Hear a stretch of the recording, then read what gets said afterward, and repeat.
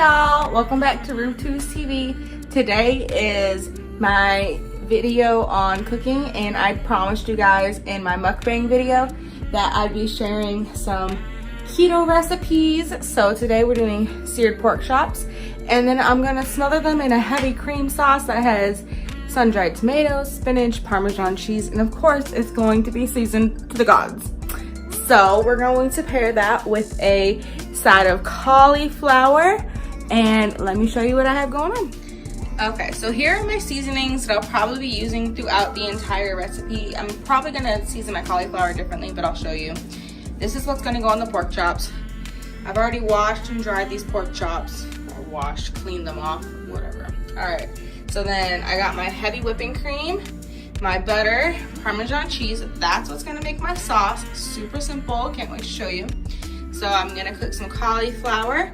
I'm also gonna put sun-dried tomatoes and spinach in with this sauce. So let me get these pork chops seasoned. So something that I take very personal is seasoning on food. I think seasoning makes a difference between a great recipe and a just okay recipe. And I always have a few basic ingredients that I use in my seasonings in pretty much any recipe that I have. And I go through a lot of it. That includes black pepper and garlic powder.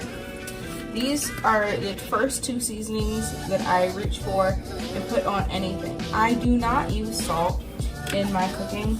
I do believe that more than likely some of the seasonings I do use have salt in them anyways, and so I don't see a reason to add them to a recipe. I will on occasion, depending on what I'm cooking, throw salt in some water or if it needs it, but for the most part I don't. So the last thing I'm going to put on it is some kickin' chicken. So I had put garlic powder, pepper, kickin' chicken, and paprika. And then because I feel like you need to have a little bit of color, even though I don't think it flavors it much, I like to just add a little bit of parsley flakes just so I can get a little bit of color. So I'm going to flip these pork chops over and season the other side now.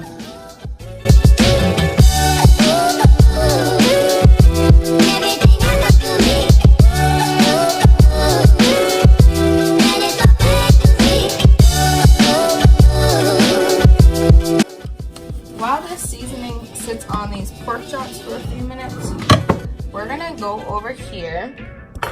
We're gonna get some butter heated up in this pan. I just had rinsed it off. I like to make sure that my pots and pans stay clean. So I'm gonna put this on 5.5.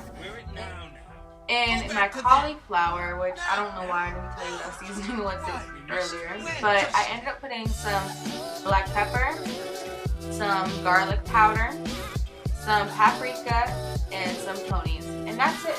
And some butter, of course. But that's it.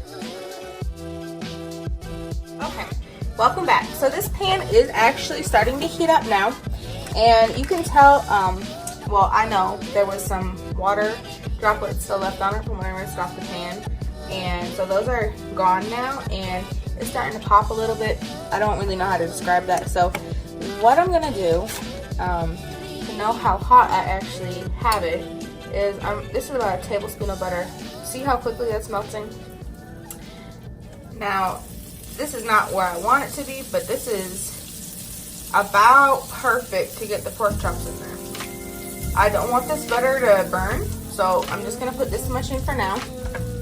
I'm gonna let it finish, and then I'm gonna put the pork chops in. It's almost about ready to put the pork chops in. You hear that sizzle sound? Probably just about ready. So what I'm gonna do, once this melts all the way, is I'm gonna put one of these pork chops in there and listen to how it sizzles. That's about the right temperature.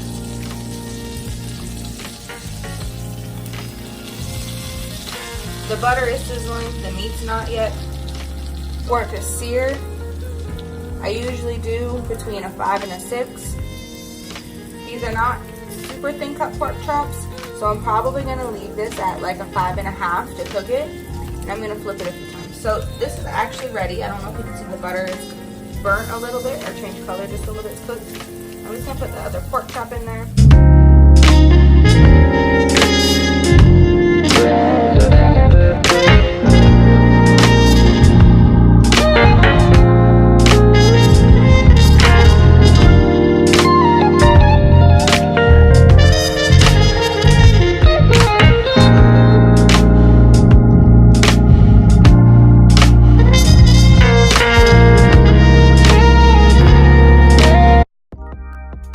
Look how beautiful my pork chops are coming out. I'm so excited. Alright, I wanted to show you. That's how they look. So I'm gonna... Beautiful. These need to cook just a little bit longer though.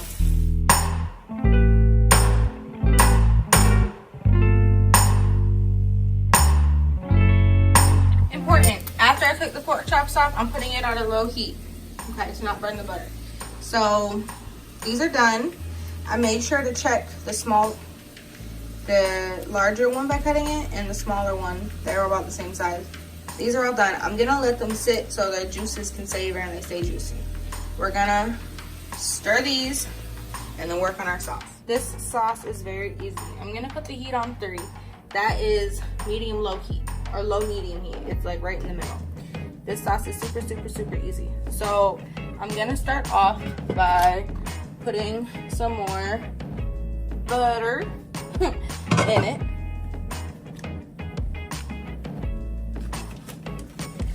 And I'm just adding this to what's already in the pan.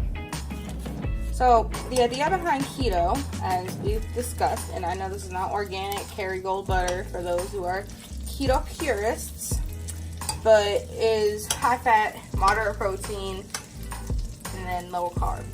So far, we got the fat and the low carb with the pork chops. So I'm gonna let this butter melt down a little bit, and then we're gonna come back.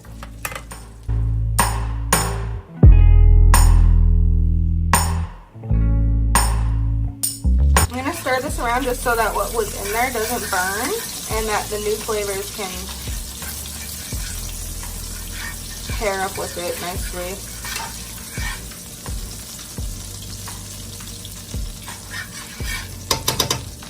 Alright, let me get a spoon. Okay, so the next thing that we're gonna do is add the heavy cream.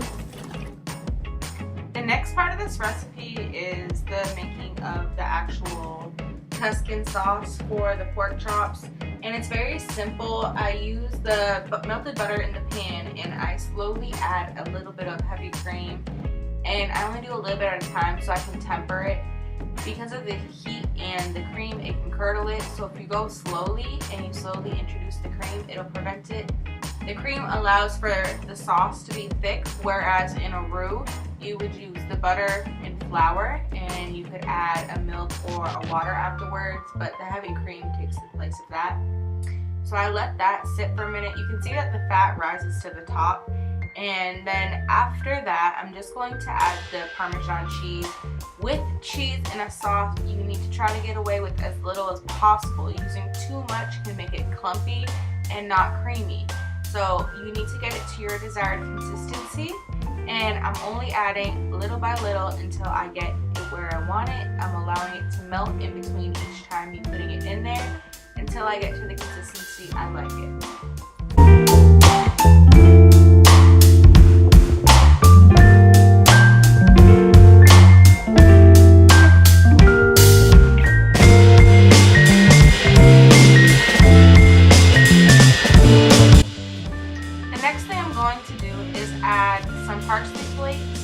Some garlic powder, and just pepper.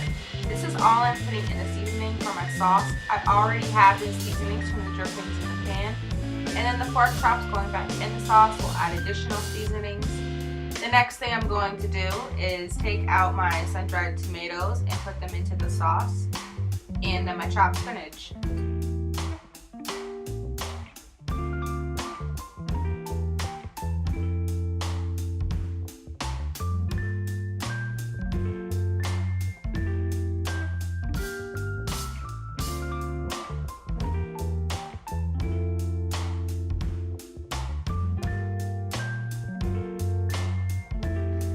Now that my sauce is complete, I'm going to transfer the pork chops back into the sauce, and then I'm going to take a spoon and spoon the Tuscan sauce over the pork chops.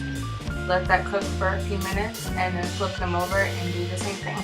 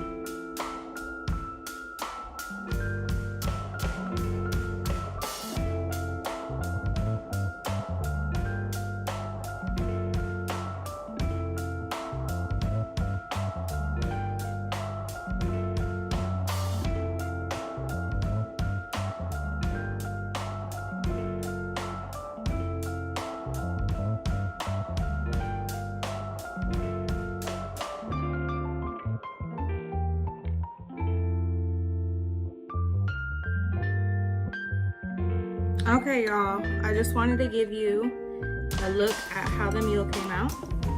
I smothered Tuscan pork chops, I guess that's what we'll call them because it has the sun-dried tomatoes. I want to show you how they look cut open.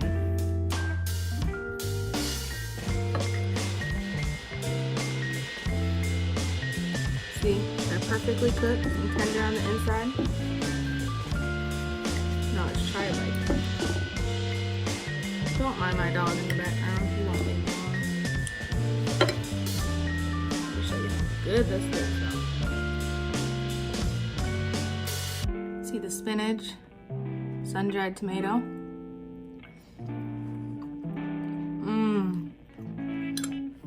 Y'all, these pork chops are awesome. This was probably something that took me 20-25 minutes to prepare, so it's definitely something that is quick, you can do on a weeknight.